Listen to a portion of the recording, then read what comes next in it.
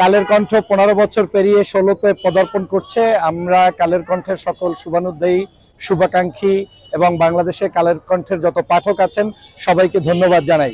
আপনারা জানেন ফ্যাসিস্ট শেখ হাসিনার আমলে বাংলাদেশের গণমাধ্যমকে কণ্ঠরোধ করা হয়েছে, তাদের সাংবাদিকদের উপরে জুলুম, অত্যাচার, নিপীড়ন ছিল। তারপরেও কালের কণ্ঠ যতটুকু সম্ভব দেশের প্রয়োজনে, মাতৃভাষার প্রয়োজনে, স্বাধীনতার প্রয়োজনে কথা বলার চেষ্টা করেছে। সেজন্য আমরা সাধুবাদ জানাই। বর্তমান তত্ত্বাবধায়ক সরকার, অন্তর্বর্তীকালীন সরকার, ডক্টর মোহাম্মদ ইউনূসের সরকার মুক্ত স্বাধীনতায় বিশ্বাস করে, অবাধ নিরপেক্ষ সংবাদপত্রের স্বাধীনতায় বিশ্বাস করে এবং বাংলাদেশের মানুষও প্রত্যাশা করে যে বাংলাদেশের সকল নিউজ পেপার সত্য বস্তুনিষ্ঠ নিউজ প্রেজেন্ট করবে। সেক্ষেত্রে কালের কণ্ঠ ভালো ভূমিকা পালন করবে, সেই প্রত্যাশা করি।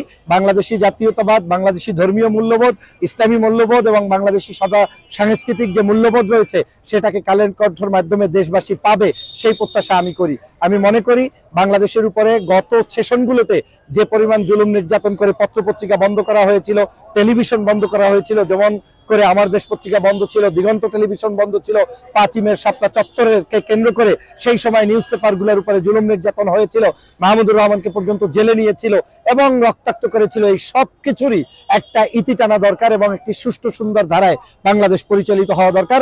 সংবাদপত্র তার বস্তুনিষ্ঠ স্বাধীনতার ভিত্তিতে একেবারে নিউট্রাল নিউজগুলো দিবে, কখনো আমার পক্ষে যাবে, কখনো আমার বিপক্ষে যাবে, কিন্তু স্বাধীনতার এই স্বপ্নকে উপস্থাপন করার জন্য তাদেরকে স্বাধীনতা দিতে হবে। আরেকটি কথা আমি বলতে চাই, 24-এর যে বিপ্লব হয়েছে, এই ছাত্র জনতার বিপ্লবের চেতনা নিয়েই আমাদেরকে সংবাদপত্রেরও সংস্কার করতে হবে, রাজনৈতিক দলগুলোরও সংস্কার করতে হবে, দেশবাসীর ভিতরেও পরিবর্তনের ছোঁয়া নিয়ে আসতে হবে, তাহলেই বাংলাদেশ এগিয়ে যাবে। আপনাকে ধন্যবাদ। দালালির পরিমাণটা এত বেশি বৃদ্ধি পেয়েছিল এবং এটা শুধু সাংবাদিকদের দোষ তা নয়, সাংবাদিক জগৎটাকেই শেখ হাসিনা একেবারে তার পকেটে বানানোর চেষ্টা করেছিল এবং দলীয় এজেন্ডা বাস্তবায়নের জন্য করেছিল। সে কারণে জনতার আস্থা উঠে গিয়েছিল।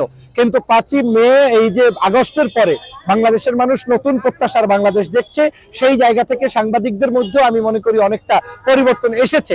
যাদের আসে নাই তাদেরকেও আসার জন্য উদাত্ত আহ্বান জানাই। তবে কেউ আসুক কিংবা না আসুক, সকল ধরনের সংবাদপত্রই স্বাধীনভাবে মত প্রকাশ করবে, সেটাই আমরা জনগণ প্রত্যাশা করি। আপনাদের কাছে অনুরোধ থাকবে, আপনারা 16 বছরে পদার্পণ করেছেন, জুলাই বিপ্লবে শহীদ হওয়া ভাইদের স্মৃতিচারণ করবেন। যারা শাহাদত হয়েছে কিংবা এখনো অঙ্গ প্রত্যঙ্গ হানি হয়ে ঘুরে বেড়াচ্ছে, হসপিটালে আছে, তাদের ব্যাপারে আপনারা লেখালেখি করবেন এবং বিপ্লবের চেতনাকে জাতির মাঝে ফুটিয়ে তুলবেন, এটাই আমার প্রত্যাশা।